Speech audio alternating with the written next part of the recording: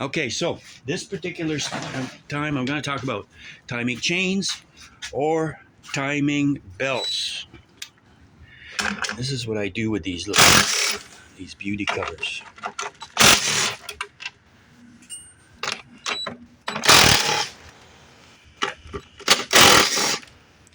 Yeah, this is what I do with these beauty covers. See ya. I don't like them. They tend to keep the heat and will allow these coils to run hotter. So I just pitch them.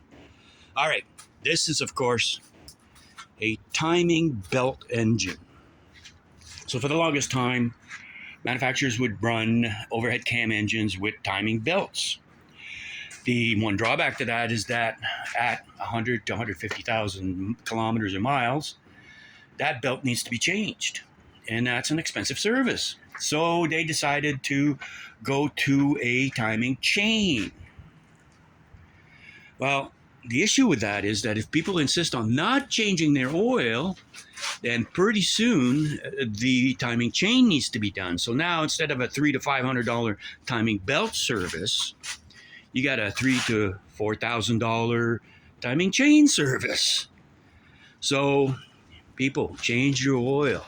These new vehicles, especially the ones with the variable valve timing, which pretty much all the engines have now, they rely on very small orifices to operate the vanos, which is usually underneath the cover here, a variable timing cam here. My wife's Genesis Coupe had a code for that when we first purchased it, and I started running, changed the oil, immediately when we got it, and I changed the oil soon, at an early service, and that code went away. So yes, run some good oil and change it a lot, especially these new cars today. And the next thing is the advent of all these turbocharged engines. The turbos just kill the oil. Honda calls it oil dilution.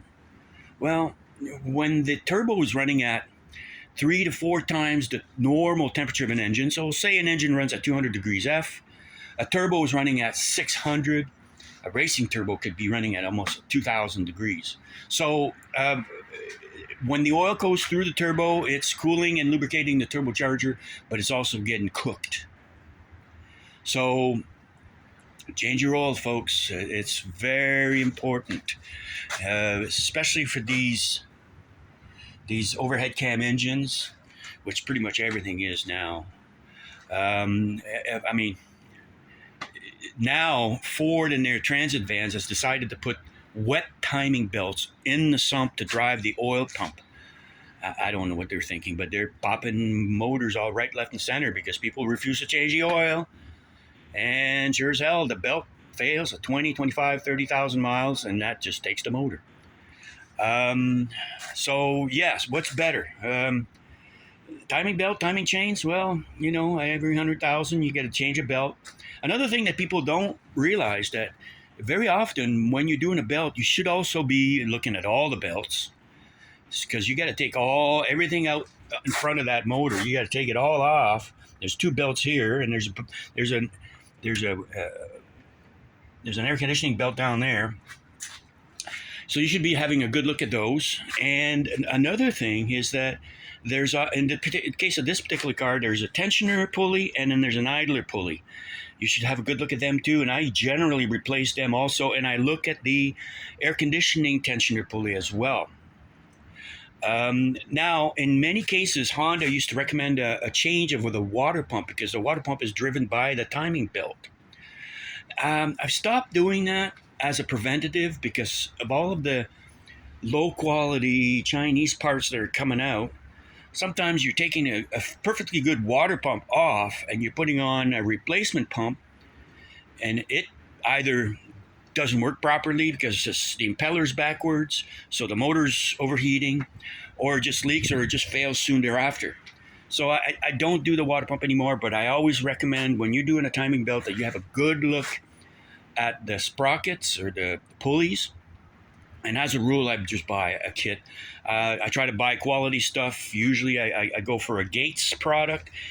and I get a fresh belt and a couple of new seals, and which I don't really want to change the seals, but and a couple of new sprockets, and put it all back together. And it's relatively simple, but it's So timing chain, timing belt, what's better? I'm on the fence on that one. That's it, man. Thank you.